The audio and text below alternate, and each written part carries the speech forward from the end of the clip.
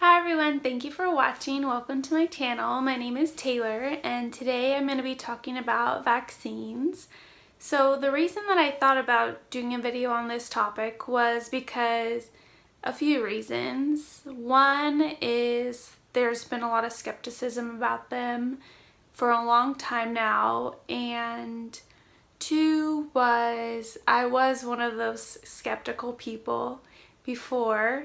And then three, I recently took a class on immunology, and so I was able to learn more about vaccines. And then actually I just got over being sick, so I got the flu like a week or two ago, and it made me realize that I didn't get the flu vaccine this season or last season at this point, and I got super sick. So I was thinking, maybe if I had gotten the vaccine I wouldn't have gotten as sick. So that's how I became inspired to make this video. And recently I just started doing a little bit more research about vaccines and how far we've come with disease and how vaccines have allowed us to decrease significantly the incidence of many diseases in the United States and also globally. So countries all over the world have been significantly helped by the presence or use of vaccines. And then I also looked a little bit more into the flu vaccine, and so I'm going to share a little bit of the findings that I have, and then also share with you some information about how vaccines work and how I feel about vaccines. So I think first of all, it's important to be educated on anything before you make a decision on it. And before I took my immunology class, I did not feel educated, and so I couldn't decide properly if I believed in vaccines or not. But when you're not educated, it's very easy to be influenced by other people's decisions, especially when it comes to something that people are passionate about. There are a lot of people who feel very passionately and strongly that vaccines are bad and that there's going to be a bad outcome, and so that people should not get vaccines, especially should not be giving them to children. Well, I discovered with my research that almost 90% of the children in the world are vaccinated. So that's a huge number compared to the small percentage of people who claim that vaccines are what caused their child or caused somebody to have some sort of disease or illness. But that's a whole nother discussion. However, that is one of the reasons why a lot of people feel strongly against vaccines. So like I said, did not feel educated on vaccines before, but now that I learned a little bit more about them, I'm not saying I'm a genius on the topic or that I'm here to teach you exactly how vaccines work. But I am here to suggest that you use the research that I'm going to share with you. Hopefully read a little bit more about it yourself and educate yourself so that you can make a better decision. I don't want to convince anybody to believe what I believe, but hopefully to just shed light on the importance of educating yourself and getting the correct information. And again, feel free to comment below, and you're more than welcome to agree with me or disagree with me. But all I can do is share my perspective, and that's based on the research that I have and the knowledge that I've gotten from textbooks and my professors. So, like I said, I did feel very skeptical about vaccines, although I was always vaccinated from the time that I was a baby until now. And when I was little, of course, I had no say in it. My parents got me vaccinated because my doctors recommended it. And then going to school in public schools, at least I know that's changing a little bit, but growing up, all the public schools that I went to required that you had vaccinations. So had them all my life, and then for the most part I get the flu vaccine every season. However, I will say in the past 3 probably years I did not get the flu vaccine, and probably every other year I got really sick with the flu. So while I do think it's important for the flu vaccine or for not getting sick to have a healthy diet, healthy lifestyle, get enough sunshine, all these things that I've talked about before, I do think that's important to help getting over being sick and maybe prevent the severity of a cold or flu. I do still think that vaccines are really what's going to prepare your body the most for preventing and limiting the severity of a disease or an infection, flu, whatever it may be. So there are different types of vaccines, And the way I look at vaccines is that they kind of are a preventative measure for preventing an infection. So infections can be like the flu. During the flu season, we all get our vaccinations, or maybe we don't get them, but that's a type of infection that you can get. There's also HPV, HIV, measles, mumps. These are examples of things that you can get vaccines for, or probably have gotten vaccines for in the past, because some of those that I mentioned are eradicated or almost eradicated, and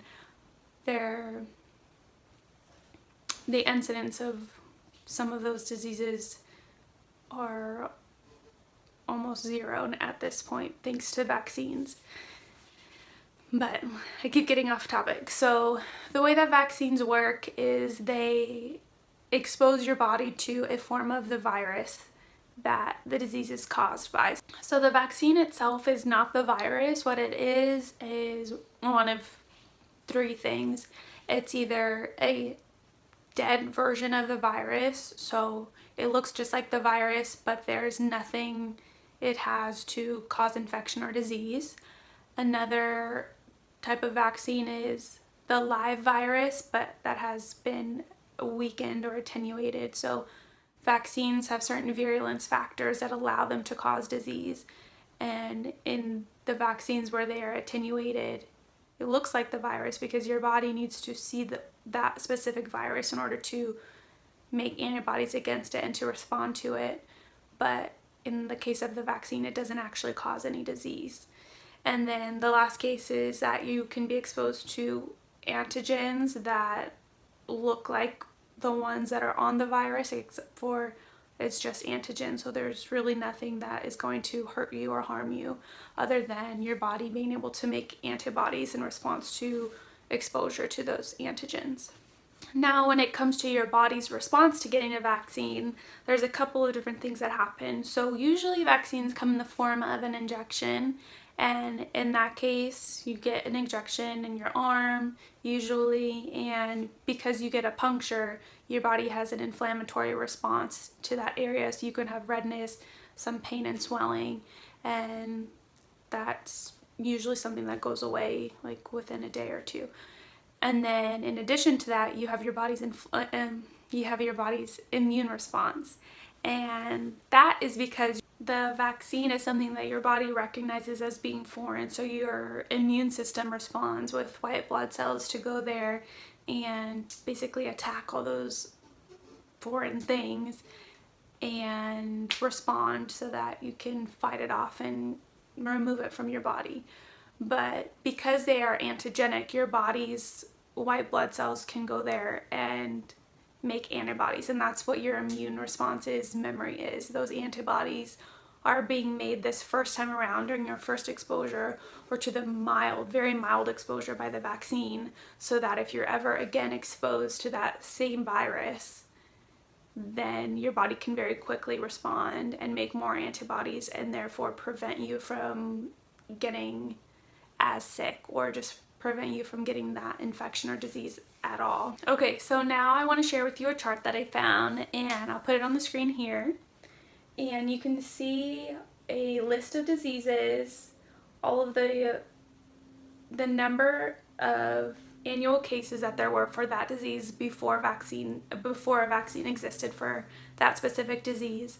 And then in 2009, when this chart was released, you can see the number of cases.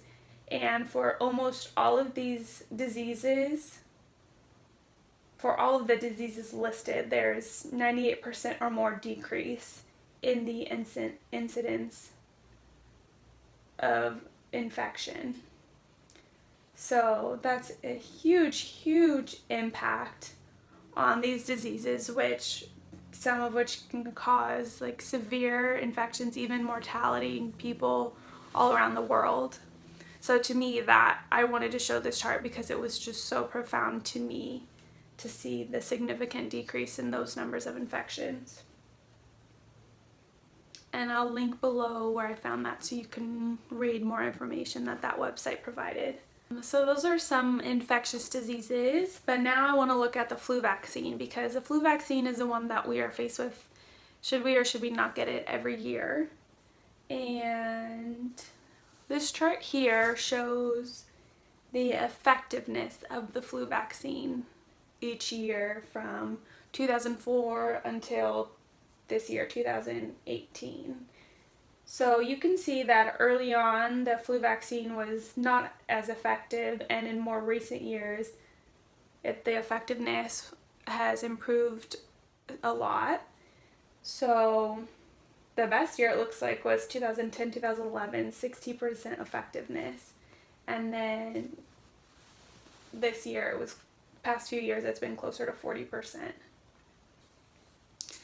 I do believe that it is important to get the flu vaccine, especially for young children and older adults who don't have that great of an immune system, because they're going to be most susceptible to getting the flu, and then they're also going to have more severe cases. So it's just really tough to get over the flu. I think we underestimate how severe a flu can be, and really the best thing, the most cost-effective and easy thing that you can do to prevent the flu is to get the flu vaccine. And then if you do still get the flu even after having the vaccine, it's going to be way less severe than it would be had you not gotten the vaccine. And having said that, imagine how bad it can be, how bad a flu can be if you do get a vaccine. Okay, we know how bad the flu can be.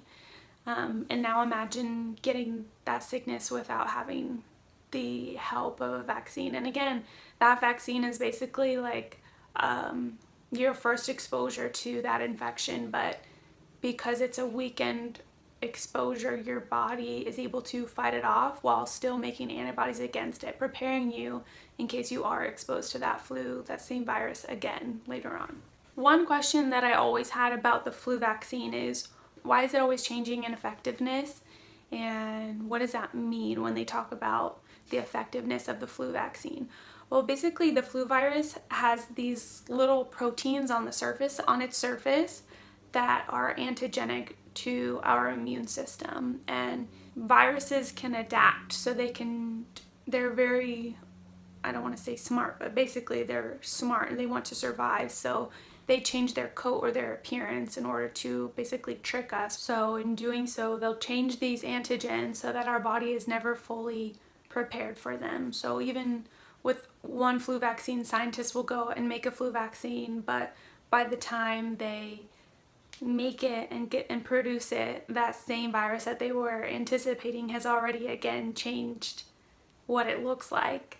So they can be right on the money and have the same exact antigenic properties that they expect for the virus to have. But then by the time they get that vaccine out there for people to take, the actual virus that's out there that's coming around in the flu season has already changed its appearance. And so it's not always as easy as it sounds to predict exactly what a virus is going to look like that year.